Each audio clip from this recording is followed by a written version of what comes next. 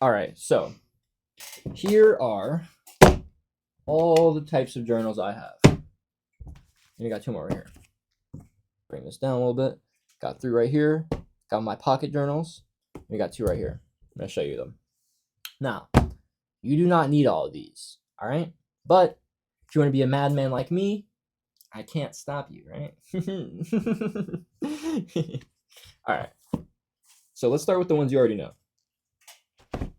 The books of life and business. These are what I call catch-alls, right? You write literally whatever you want in here. You can talk about your feelings in here. You can talk about your day in here. You can take notes in here. You can do gratitude in here. Literally doesn't matter. It's about life. For me, it's about business too, because I'm an entrepreneur. So I was learning about business, about mindset, stuff like that, and I was writing my notes in here. That's why I call it the Book of Life and Business. You can call it whatever you want, because it's your book to do whatever you want. It's lit.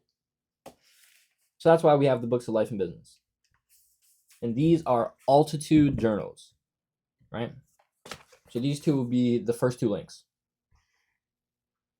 Next we have, let's show you my gratitude journal, right? You've already seen this one.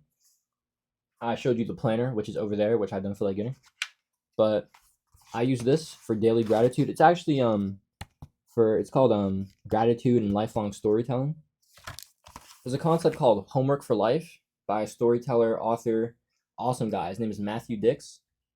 And he wrote a book called Storyworthy. So if you want, I'll link his book on Storyworthy, but I'll also link a TED Talk where he talks about homework for life. But homework for life is basically just a concept of, at the end of the day, you sit down, ask yourself, just sit down for 5 minutes, 2 minutes, honestly. And you just say, what was the most story-worthy moment of today? It can be a small thing. It can be an amazing thing. Maybe you just write about how you were washing the dishes, you were jamming out to some tunes, and you just really liked that moment. You felt very happy in that moment, very present in that moment. That can be your story. Doesn't matter. It could be something big and crazy about how you got a promotion, how you feel lit. You're on top of the world. Big win you got from the day. Doesn't matter. The reason I decided to have my gratitude journaling and my homework for life journaling in the same place is because they heavily accomplish the same thing. And it's allowing you to be more appreciative of the small things in life, not taking anything for granted, and viewing the world through a lens of storytelling, of sharing, of giving. That's what gratitude is about. It's about giving thanks.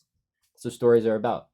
It's about giving emotion, giving lessons, right? It's all about. So that's why they're in the same place.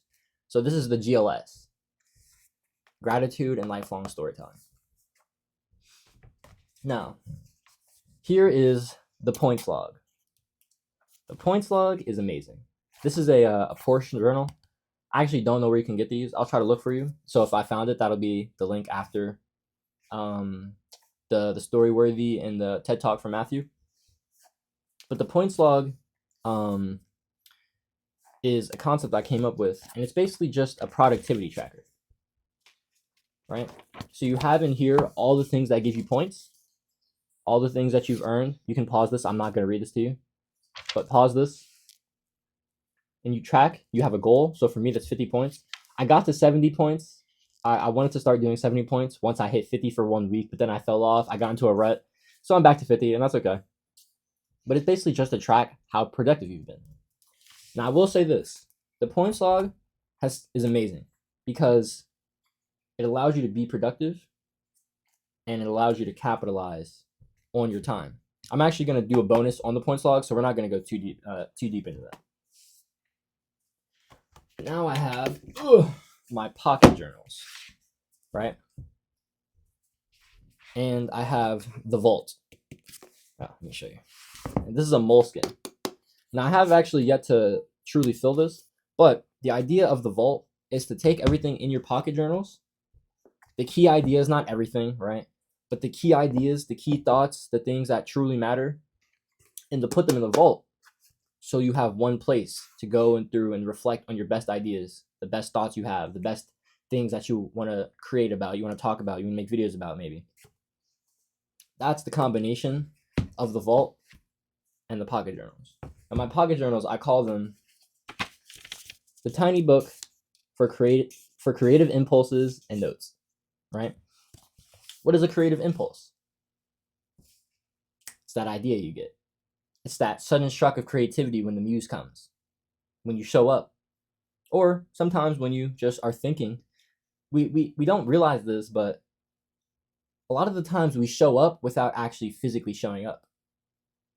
And so even if we're just doing something like if we're taking a piss, right? Or if we're in the shower, right? This is where shower thoughts come from.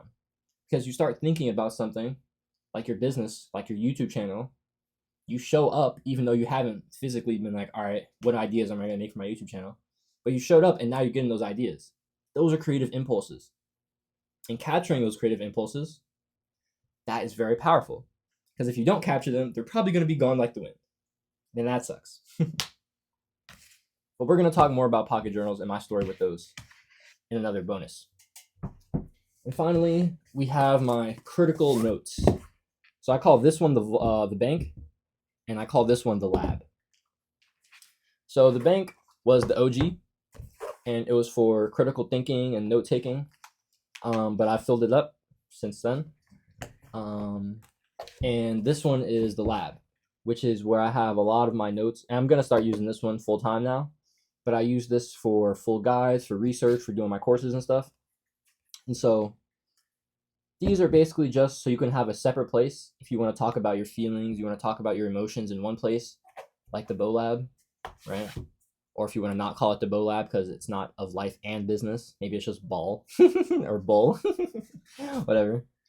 And then you have another place for where you think critically, where you ponder on ideas, you gather quotes from people, you start synthesizing ideas, you start putting things together, and then you can deliver them, right? That's the point of the bank, or the lab, or the vault, whatever. So it's a place to come together, put these ideas together from multiple different sources, from other people, from yourself, and have them all in one place. Now, I like to have tables of contents because I'm a nerd, and I like to be organized, right? So here's my table of contents in Bow Lab, V1. Here's my table of contents in the bank. I'll show you real quick. Oh yeah, I forgot the bank is weird. I was a weirdo with this one. So like the table of contents is kind of like in the middle. Don't ask why. But here's that. So yeah, pretty cool. I like having a table of contents because I can just go there if I want to find something, or if I'm looking for something specifically, I know exactly how to find it. Helps me out.